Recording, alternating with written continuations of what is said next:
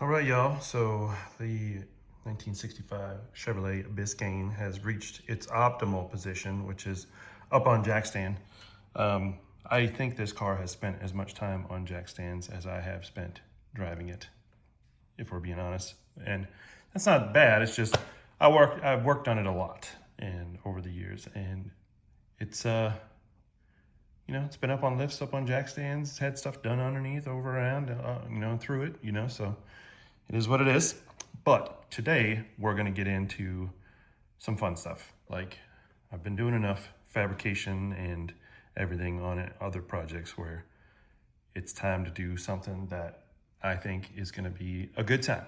And that is to install some rear suspension and rear brakes. So we got over here, we've got the Ridetech 1965 to 70 B-body, Chevrolet B-body rear suspension kit, which is the lower control arms and the coilovers. We're gonna replace these dookie looking original ones, and we're gonna put some real nice tubular joints on there, and it should be nice. In addition to that, we're gonna replace the upper control arms as well.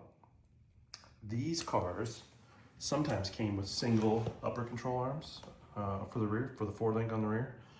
And the Impalas, a lot of them had one arm on the upper, but the Biscaynes all had two arms on the upper. So you can see that's our arm bolted in there. And it's gonna be a good time. I've had this rear end out recently, and I don't think I tightened up all the bolts putting it back together. But one thing I do know is that a younger version of me cut the rear springs to lower the car quite a bit, quite significantly. And those springs, when I lower the rear end, are just gonna fall out, which is great, which is what we want. So I'm gonna probably support that rear end a little better and start ripping up the rear suspension. I gotta get this wheel off, obviously. I think I might even clean up these wheels a little bit when I get them off.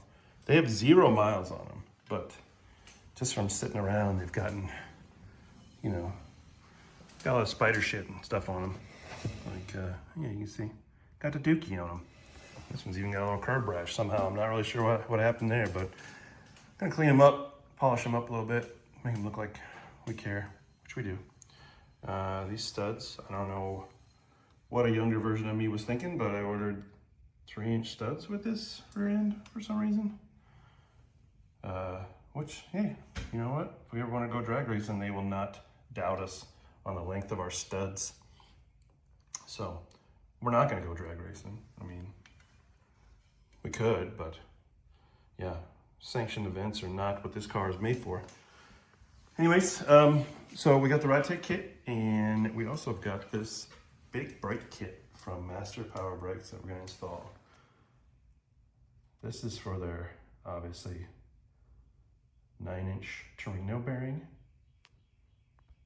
12-inch rotors, 4 piston calipers, red in color. Should be pretty nice. I'll unbox those and show you that in a minute. But yeah, we're gonna stick that behind that wheel because that's just gonna look cool and it's not gonna affect anything that we're doing, so why not? Okay, removed the wheels and we are real blurry. Hold on, a little more clear now. Remove the wheels on both sides, and you can see this spring's in there good now, but if I take off those shocks, she'll fall right out. I went ahead and unboxed one of the upper control arms because we're gonna do one of these at a time. I always think it's a good idea to read the instructions, or at least peruse them. This wasn't any surprises. Some things to think about, like the grease fittings are supposed to be down towards the ground, which makes sense if you want to grease them. They give you a little bit of bushing lube to help install them. You just gotta put that on around the edges there, slide them in. I do like that these are beveled like this. It helps keep you from chunking the edge of the bushing when you put it in. They give you plenty of stickers. They're not a sponsor of this video, but boy, do they want you to put their stickers on your stuff. You get UMI equipped, UMI performance, UMI. And then when you open the instructions, bonus, you get a tiny UMI performance. And I know it's not pronounced that way, but that's okay. Yeah, so we're gonna go ahead and start putting one of those in at a time. I'm gonna get the shocks off, support the rear end a little better, and start swapping them out. All right, all those boxes turned into kind of small stuff. So looking at, got the other UMI, upper control arm out. And we got the Ridetech coilovers and the Ridetech lower control arms and the brackets and all that stuff. You know, it doesn't look like much, but it adds up in the end. First thing we're gonna do is go ahead and get rid of that. And then one more. Go ahead, pull that off there. Ridetech's not a sponsor. They just want you to put your stickers on their stuff here. There you go, Ridetech. There you go, put your stickers right there. Along with your Hyperco springs. Now let me tell you something. I wasn't sure because they don't really list it on their application notes, but these, let's see if I can see a part number. Yeah, these springs, I don't know if you see what they end with there. 575. Yeah, they're not that tall, maybe 10-inch springs. 575-pound springs for the rear of a passenger sedan. So my guess is that we're not gonna have to put a ton of preload in these. I know why they did it. There's not that much room above those control arms to mount all this stuff. You know, you gotta get a whole shock in there. But whew, that's the heaviest rear spring I've ever put into anything. Cars, trucks, anything. I mean, it used to be 150 for the rear of like a Camaro. Then more recently, people have said, "Oh, well, you shouldn't preload them so much," and so then it was 250 for the back of like a 57 Bel Air, 65 Bel Air Biscayne Impala though, 575 pounds.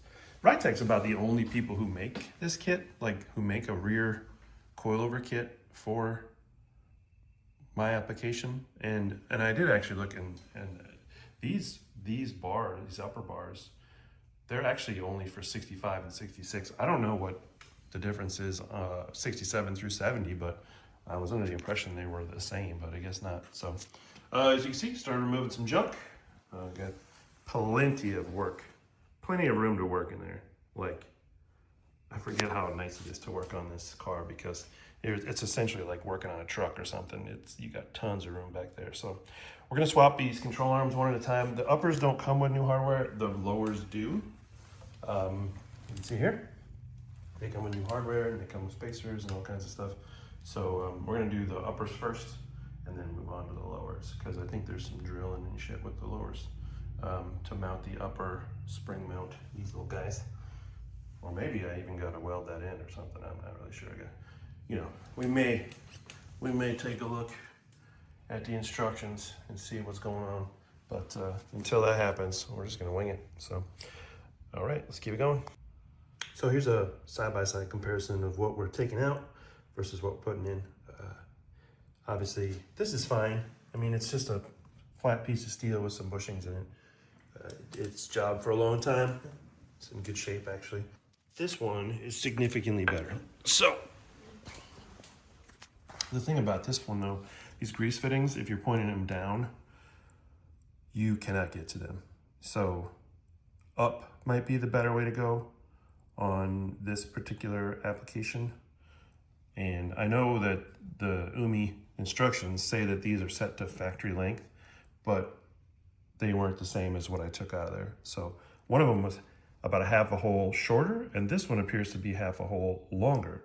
So if they'd have set them both, if they'd have took the difference between the two of them and divided it by 2 and put them at that, it would have been just fine. But you know, there might be a little variance because this is a Mosier rear end, but I don't think these are factory length because that's factory length and it's not the same length as this. So do one at a time, expect to have to adjust them, but your rear end shouldn't change position as long as you've got 3 links attached at all times. So I'm gonna go ahead and put this one in. I got the other one in already. I'm probably going to have to take it out to grease it, which which I'm not looking really forward to because it's in a bad spot. So this other one, I'm gonna put the grease fittings going up, and I think we'll have a better chance of getting at them with them going up. Because you see on this rear end, it's above the tube on this end, and then it's buried on the other end. So, well, got the side in. So now it's time to move on to the lower control arms and the coilovers. So they provide you with this big old plate, which was why I was confused earlier, because I didn't see this, and it was wrapped in brown paper, mixed in with all the other stuff at the bottom of the box. So pretty important piece here. It goes up into this pocket right here, and apparently there's a very specific way that it goes, and it should like lock in to some of the tabs that are up there, but you have to go above it. You have to go over the top, and oh, I just got my finger stuck. You have to go over the top. I don't know if you can see it in here or not, probably not. But, and then there's this plate covers up that hole up here, so it'll be on the outside. And then this big plate goes on the inside, and then the coilover mounts underneath there. So, gonna get that all set up, get that bolted in, and then we'll work on the lower control arms.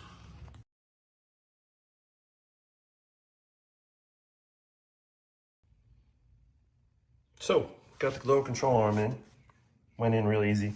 Did not come out real easy. I ruined one of the bolts getting it out. I really had to lay into it with the impact to get her to come off, because it must have cross-threaded, or somebody cross-threaded it putting it on or something, but I'm guessing it hasn't been off since about 1965 and a half or so. So, yeah, this bar goes right in. I didn't have to move the rear end at all. It was exactly the right length. So, you know, say what you will about Ridetech, but they got their engineering on point. So you can see the angle of this kind of matches the angle of that, roughly. And that's the way you want to mount your plate. I might move mine just slightly. I mean, it's fine if it's misaligned. The shock goes straight up and down, so it's not going to put it in a bind or anything. But you don't want it to be like 90 degrees out or anything like that. So now we're going to put together this shock. We got our pieces to assemble it, and then we got our little spacers that need to go in the eyelets here. So if you've never put together a coilover before, pay attention to the instructions. Lubricate the threads. I don't lubricate the threads until I know where the coilover is going to sit. So maybe my system's a little different than yours, because I don't like having, like some people put some never sees on the threads right there, and then it'll catch that thread and just smear it, and then it'll end up somewhere in here, which is, then you got to wipe all this stuff off, and you can never get it all off, and it's just goopy. So I figure out where it's going to be, and then I'll lubricate that area, unless I run into like a burr or something while I'm putting the coilovers on, which should never happen on a brand new set of coilovers. These are a little different than what you're probably used to. For ease of adjustment, they go like this. Normally, when you see a coilover, it's like this, but they don't want you to have to reach up into the pocket to adjust it, I guess. But I was thinking that ride height would be easier to adjust if it's like this. So I think that's the way I'm gonna do it. I mean, I can definitely get to that knob. I mean, it's not even really that big of a deal. It's gonna be like something like that. So I think I'm gonna go against the instructions. Oh, never mind. Nope, I can't go against the instructions, possibly, because I'm not sure that'll clear. It looks like it'll clear. We're about to find out. So I think it would be harder. Well, I don't know. I guess it's gonna end up. We'll take a look at it when we get it together. But I know I'm constantly messing with ride height on these things, and the easiest access to those, to get a spanner on those, then that's what we're gonna want.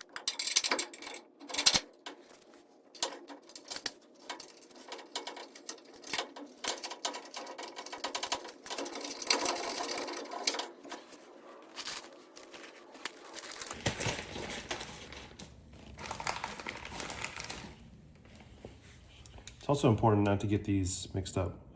These are the spacers for the control arm, the R spacers, whatever, and these are for the shocks. So it, you know, if you get the bags mixed up, you could screw that up, but it's very obvious which one is which because the diameter for the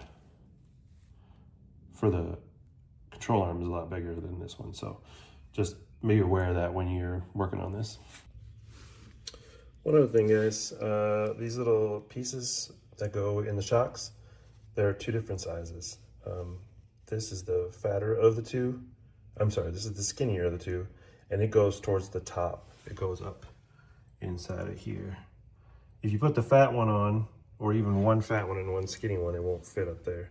You can put a fat one and a skinny one on the bottom. You can do that, it'll slide in there.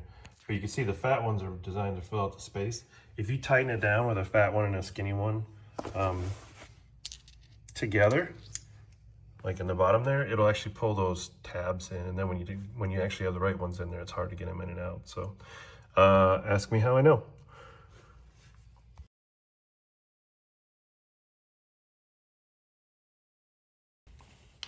Looks like I'm gonna have to raise the rear end up a little bit. I don't think I can. Maybe I can. But I'll just have to give it like one pump on the jack. Just jack it one pump. Slide our R spacers in there. Go this way. And that goes like that.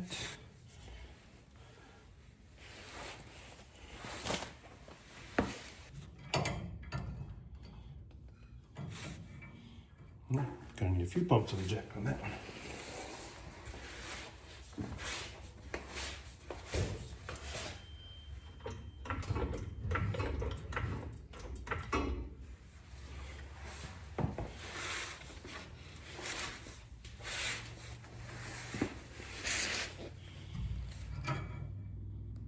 Ooh, nailed it.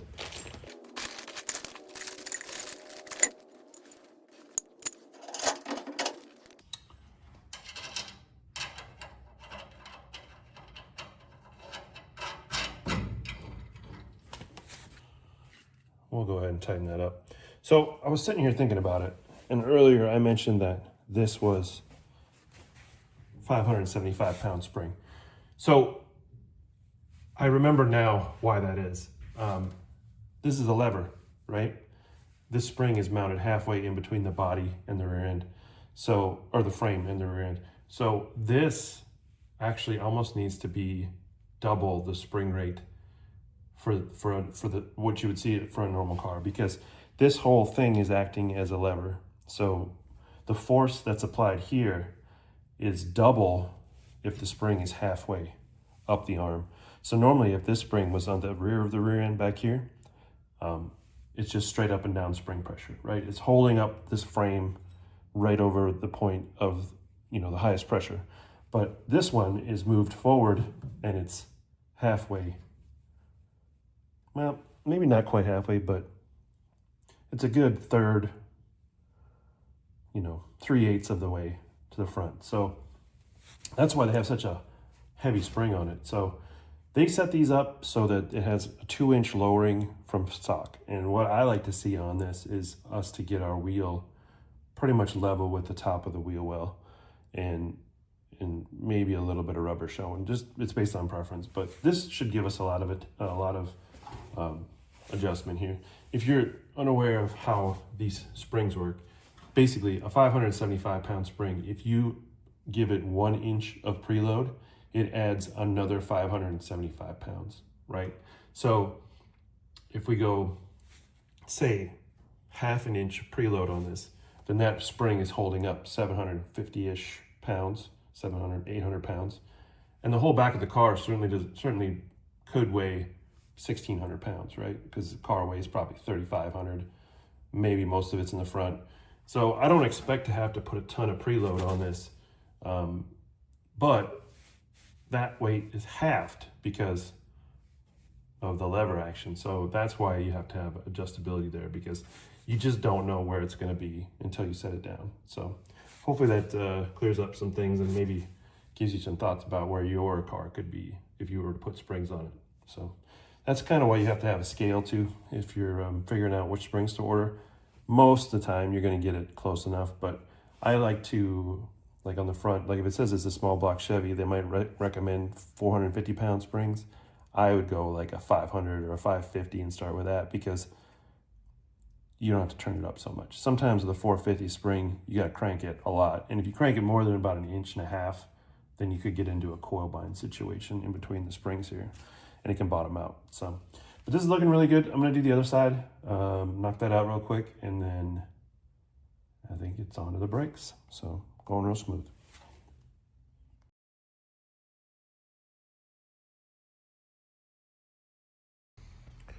Here's the old junk that we took out of the car, or that I took out of the car. There's no we here. I don't have a mouse in my pocket or anything like that.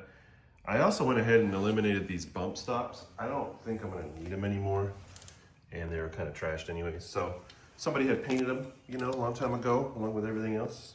So didn't really care for them on there. Don't think I need them. So there's the lower control arms. The front bolts on the lower control arms gave me some trouble. I had to get out the old MAP gas torch, put a little heat to it, and then rattle it off with the air impact, with the old Ingersoll Rand impact.